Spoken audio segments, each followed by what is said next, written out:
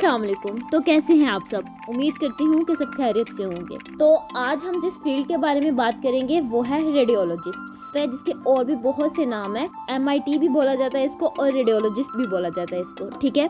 तो सबसे पहले बात करते हैं कि रेडियोलॉजी होती क्या है। तो कुछ बीमारियां जो होती हैं वो इंटरनल होती हैं और कुछ बीमारियां जो होती हैं वो एक्सटर्नल होती हैं, ठीक है।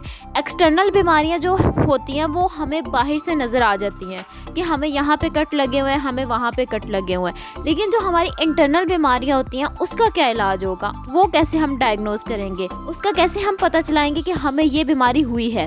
तो इसके लिए जो होते हैं वो रेडियोलॉजिस्ट होते हैं, जो कि बहुत सारी मुख्तलिफ बीमारियों का पता चलाते हैं। तो इसमें हम बॉडी की इमेजिंग करते हैं और डिजीजेस को डायग्नोज करते हैं, पेशेंट को बताते हैं कि आपको ये अंदरूनी बीमारी है। अब हम बात कर लेते हैं डिफरेंट मोडालिटीज, ठीक है। तो सबसे पहले इसमें आ जाता है x ray, CT scan, MRI, ultrasound, mammography, DEXA scan, fluoroscopy, nuclear medicine and so on. तो अब बात कर लेते हैं कि ये प्रोग्राम कितने साल का होता है। पहले तो ये 1-2 साल का डिप्लोमा करवाया जाता था, लेकिन अब ये 4 साल प्रोग्राम होता है। मतलब इसको BS प्रोग्राम का नाम दिया गया है, ठीक है। और BS करने के बाद रेडियोग्राफिक टेक्नीशियन बन जाते हैं और डिफरेंट हॉस्पिटल में एज अ टेक्नीशियन जॉब करते हैं। After BSc in radiology you can diagnose the disease and can do x ray और CT scan etcetera. You can also do MS in radiology and become specialist of a specific thing such as diagnostic radiologist, cardiovascular radiologist, radiation oncology, pediatric radiology, gastrointestinal radiology। अब बात कर लेते हैं इसका scope कहाँ पे है और किस किस जगह पे है।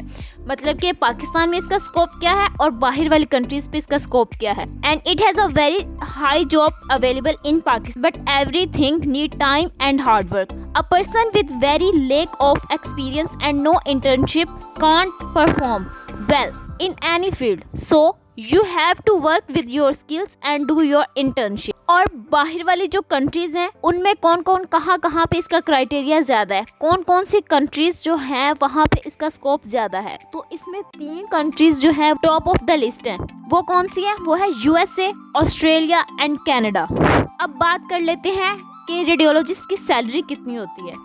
तो इनकी जो सैलरी होती है वो कम से कम 30,000 से स्टार्ट होती है और जैसे जैसे आपका एक्सपीरियंस ज़्यादा होता जाता है तो आपकी जो सैलरी है ना वो भी इंक्रीज हो जाती है, 1 लाख या 1.5 लाख हो जाती है। सब डिपेंड करती है आपके एक्सपीरियंस पे और आपकी स्किल्स पे। आपकी स्किल्स जितनी अच्छी होगी और आपका एक्सपीरियंस जितना अच्छा होगा आपकी सैलरी उतनी ही अच्छी होगी और आपको हॉस्पिटल्स उतनी ही हाई पोस्ट पे रखेंगे। BS करने के बाद जो इसकी जॉब होती है या MS करने के बाद जो इसकी जॉब मिलती है वो 17 स्केल की होती है, ठीक है।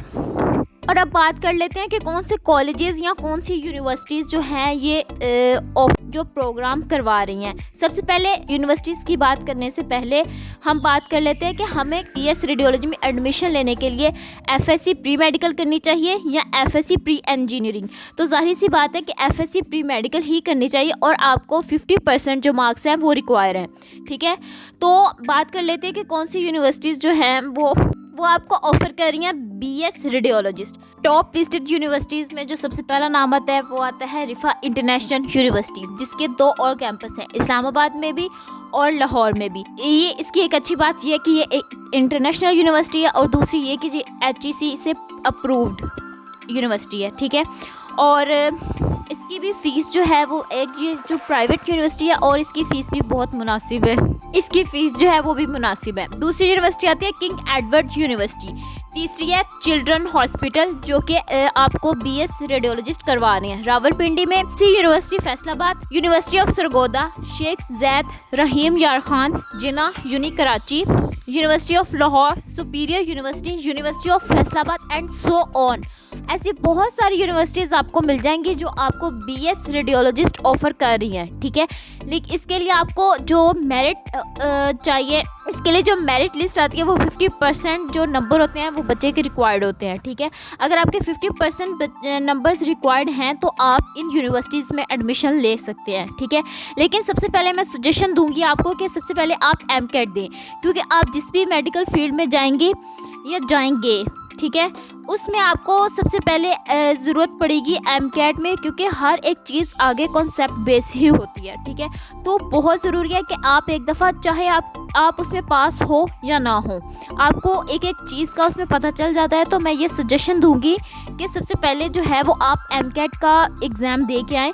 अगर आप पास हो जाते हैं तो वेल एंड गुड, अगर आप पास नहीं भी होते तो फिर भी आपके लिए बहुत अच्छी बात है, ठीक है। तो ये सारी बातें थी बीएस रेडियोलॉजिस्ट के बारे में। मुझे बहुत सारे कमेंट्स और डीएम्स आ रहे थे कि बीएस रेडियोलॉजिस्ट के बारे में बताएं, उसकी डिग्री के बारे में बताएं, उसके स्कोप के बारे में बताएं, उसकी यूनिवर्सिटीज़ के बारे में बताएं, कौन सी यूनिवर्सिटीज़ ऑफर कर रही हैं। तो आज ये प्रॉपर और डिटेल वीडियो बन गई है, ठीक है। अगर आपको और किसी टॉपिक पे, अगर आपको किसी और फील्ड में इंफॉर्मेशन चाहिए तो आप कमेंट करें या डीएम करें, मैं आपको प्रॉपर आंसर करूँगी, ठीक है। और नेक्स्ट वो वीडियो बन जाएगी। तब तक के लिए अल्लाह हाफिज़।